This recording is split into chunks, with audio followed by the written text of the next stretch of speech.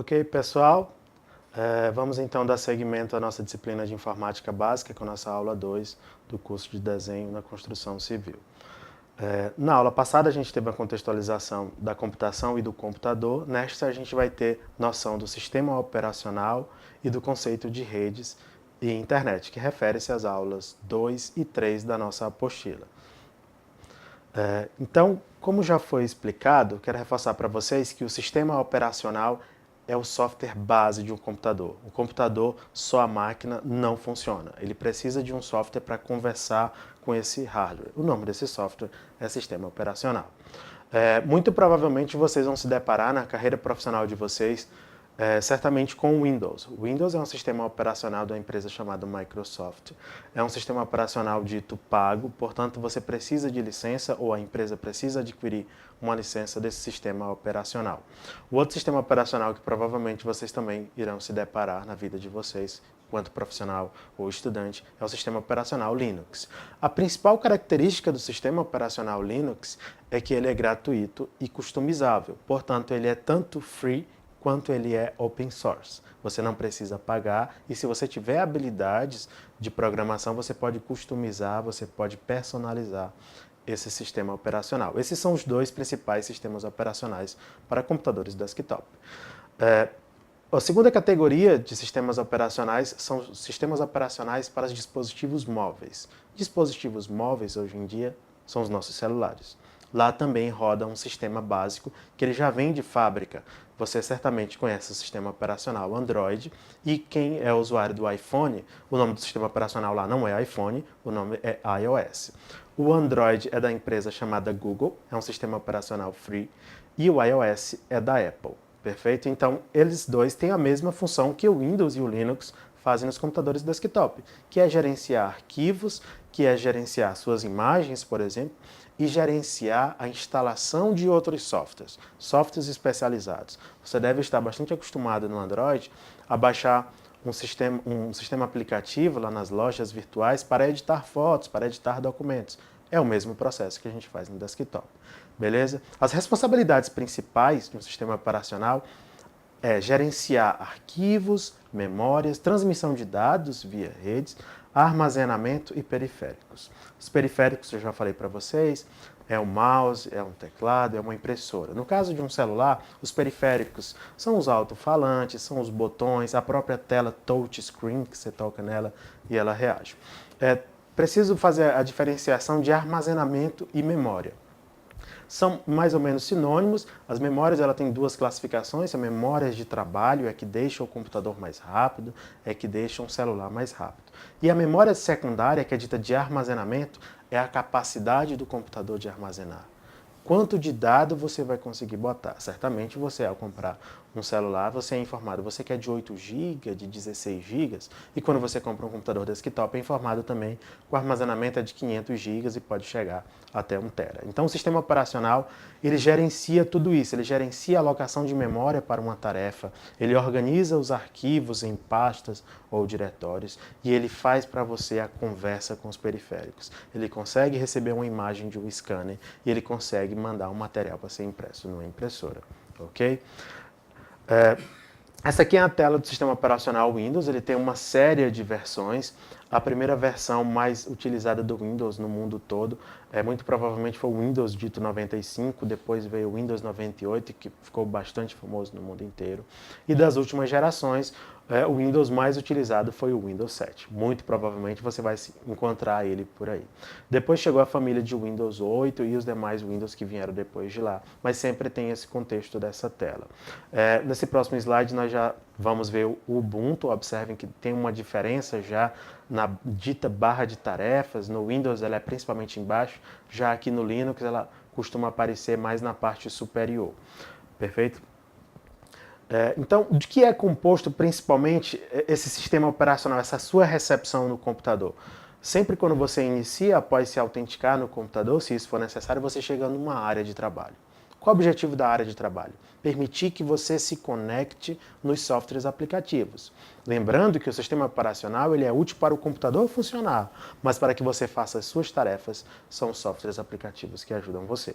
Então, Como a gente pode ver lá nos slides anteriores ainda, tanto do Windows quanto no Linux, no Windows, na parte inferior, vão aparecer todos os ícones necessários para acessar os softwares que estão abertos, ou seja, é a sua barra de tarefas, o que você está fazendo. No Ubuntu, na próxima tela, isso vai aparecer na tela superior, isso vai aparecer também no menu, que no Windows é chamado de menu iniciar, e no Ubuntu ele não chega a ter um nome, mas é um menu de acesso rápido aos programas, perfeito? Então, eles dois são compostos por janelas, essas janelas significa a área que vai estar ativa para você num determinado momento. Essa janela tem um nome do programa que está aberto, do arquivo que está aberto, e também tem ícones e atalhos para que você possa ou fechar a janela, reduzir o seu tamanho ou minimizá-la totalmente. Fechar e minimizar. Fechar significa encerrar o programa. Minimizar significa deixar ele ali para que você possa acessar rapidamente depois. Beleza. Os sistemas operacionais, apesar de sua função ser conversar com o hardware, fazer com que o seu computador funcione, seja ele um celular, um computador desktop ou um notebook, ele costuma vir também com alguns softwares básicos. O mais básico software de um sistema operacional é uma calculadora. Então a calculadora não faz parte da função do sistema operacional, mas ele já vem embutido no sistema operacional. Um sistema gerenciador de arquivos para o usuário. Você consegue organizar as suas pastas por meio do Windows Explorer ou por meio do gerenciador de arquivos do Linux. Costuma vir com um navegador de internet, que é onde você pode acessar a grande rede, todos os sistemas operacionais já vêm com isso. Visualizador de imagem também é um item praticamente obrigatório, o sistema operacional também vem. Um editor de texto, que é o primeiro lá, sempre vem. O editor de texto básico de qualquer sistema operacional muitas vezes não permite você criar documentos mais elaborados, por isso a necessidade de utilizar ferramentas como o Word. Além disso, ele vem com diversos outros softwares para que você possa calibrar, ajustar o sistema operacional às suas necessidades. Para você definir temas, definir cores, imagens de fundo, quais usuários terão acesso a este computador, o que fica compartilhado com os outros. Então, um sistema operacional é algo bastante complexo, que vocês não precisam entender tudo isso, apenas utilizar esses softwares mais básicos dele enquanto usuário final, que nós seremos durante o curso e durante a profissão de vocês. Ok? Além do sistema operacional, algo do dia a dia da gente, a gente não consegue ficar sem, são redes de computadores. Redes de computadores significa eu permitir me conectar ao computador de um colega da empresa. Eu conseguir acessar os arquivos dele e ele disponibilizar ou acessar também os meus arquivos. É bastante comum nas empresas que tenham computadores que funcionam como um repositório. Então, para que você não precise andar com pendrive, com CD, com qualquer mídia física de transporte de dados, foram criadas essa possibilidade de que um computador se comunique diretamente com o outro por meio de cabos. Esses cabos utilizam os outros equipamentos de redes que vocês não precisam entender, até uma rede wireless, onde você possa acessar uma impressora que esteja conectada num outro computador, por exemplo, onde você possa gravar um arquivo e disponibilizar para o seu engenheiro, para o seu chefe, numa determinada pasta compartilhada. A segunda palavrinha no título do slide é internet. A internet é um caso especial de redes de computadores. A internet é um conjunto de redes de computadores. Então, todas as empresas do mundo, sejam empresas públicas ou privadas, as universidades que foram as pioneiras nisso, abriram pontos de conexão da rede deles com a rede dos outros. A principal expressão da internet hoje em dia são os sites. O que são os sites? Aparentemente é um negócio diferente para a gente, mas nada mais é do que uma página, um documento que está dentro de um computador de uma empresa e que foi disponibilizado o acesso externo para esse documento, certo? Então a internet nada mais é do que uma grande rede de redes de computadores, exatamente isso. Ela não é só uma rede, ela é uma conexão de diversas redes do mundo inteiro e é uma rede pública. Dentro de uma empresa, geralmente você precisa de uma autenticação, de um usuário e senha para que você possa acessar um computador do colega. Na internet, não. Quem se disponibiliza em entrar na internet, bota essas informações e você pode acessar diretamente o site de qualquer pessoa. Existem diversos outros serviços na internet, alguns sim podem ser exigidos usuário e senha, o caso do e-mail, às vezes uma loja, tudo isso, mas no geral a internet ela é pública. Para que você possa acessar o computador do engenheiro, do colega ou de uma empresa que está publicada na internet, é como se fosse uma chamada telefônica. Você precisa dizer o número do computador que você quer acessar. A esse número foi chamado de endereço IP. Você vai ouvir falar bastante disso nas empresas. O endereço IP é um número único dentro da sua empresa de um determinado computador. No geral, eles são como esse que está aí no slide, 192.168.10.100. Esse é um endereço completo de um computador numa rede.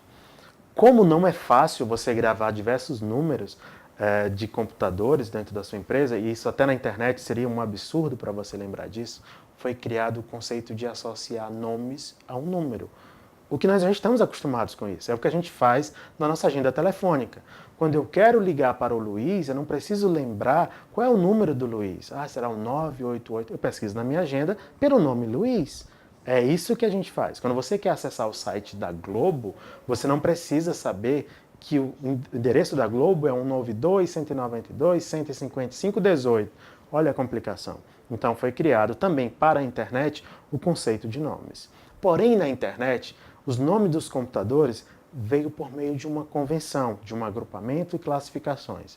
Então esse endereço que tem de exemplo aí, www.empresa.com.br, essa é a convenção, foi um acordo que se deu. Cara, nós não vamos colocar os nomes, um nome soltinho qualquer, vamos criar um padrão. A gente sabe que as empresas comerciais serão .com.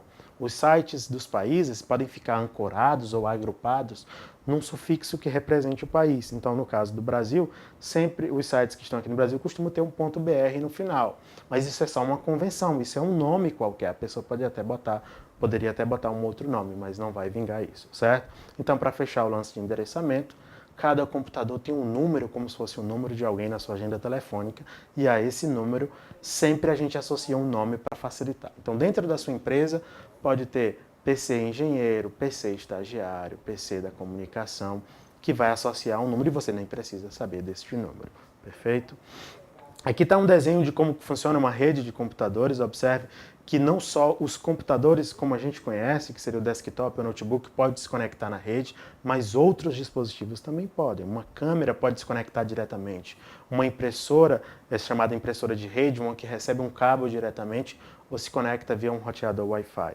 Os computadores servidores. Então, a infraestrutura inteira de comunicação de uma empresa pode ficar disponível por meio de equipamentos como o switch. Então, você vai ver isso na sua empresa, você não precisa operar isso, mas você sabe que se ele estiver desligado, você não vai conseguir se comunicar com o computador do seu colega de trabalho, não vai conseguir se comunicar com o seu endereço de e-mail que está na internet. Ok? Então, como foi dito, a internet é permitir conectar redes a outras redes. A internet é um conjunto de grandes redes públicas. A nossa principal forma de acesso à internet é por meio dos navegadores. Por navegadores você entenda o Chrome, o Firefox, o Internet Explorer. Por meio deles a gente acessa os websites. A web é dito o principal serviço da internet. Ele que fez a internet, esse serviço foi o que fez a internet ficar super popular, que é uma página onde as empresas ou pessoas podem divulgar informações sobre vocês. Então, para que vocês possa se conectar, ver informações na internet, você precisa necessariamente de um navegador, no caso, para acessar websites. Com o avanço da internet e melhores velocidades de conexão, dos últimos 2, 3 anos para cá, nós ficamos conectados numa outra forma de guardar os nossos dados, certo? Então, a gente vai publicar um vídeo complementar essa aula, onde a gente vai demonstrar o uso do Google Drive, por exemplo, que é uma espécie de seu HD nas nuvens, onde você pode acessá-lo de qualquer computador, desde que você se autentique. O Dropbox e o OneDrive da Microsoft é basicamente o mesmo serviço. É você ter um HD virtual. Qual é a grande vantagem disso? Geralmente os espaços são bem generosos, você consegue muito espaço, inclusive de forma gratuita, e você pode acessar de qualquer lugar, pode acessar do seu computador, pode acessar de um desktop do seu celular, uma pessoa que esteja nos Estados Unidos, em qualquer lugar você pode compartilhar. Então essa é uma ferramenta que vocês vão utilizar muito para compartilhar documentos entre as empresas ou entre os colegas de vocês. Beleza? Então, eu espero ter contribuído nessa aula com vocês para entender o papel do sistema operacional, entender o papel de redes de computadores e como as redes de computadores potencializaram bastante o uso do computador. Um computador isolado, a gente não gosta nem de utilizá-lo. A gente não consegue fazer uma pesquisa para tirar uma dúvida, não consegue compartilhar um dado com alguém, não consegue abrir um chat no Facebook, por exemplo, para conversar com alguém. Então, o sistema operacional e o computador teve o seu uso ainda mais disseminado quando a internet pegou para valer, certo? Então, com a internet e redes de computadores locais ou públicas, que é o caso da internet, a sua produtividade ficou altíssima, ok, pessoal? Então, a gente finaliza essa aula 2 de informática básica.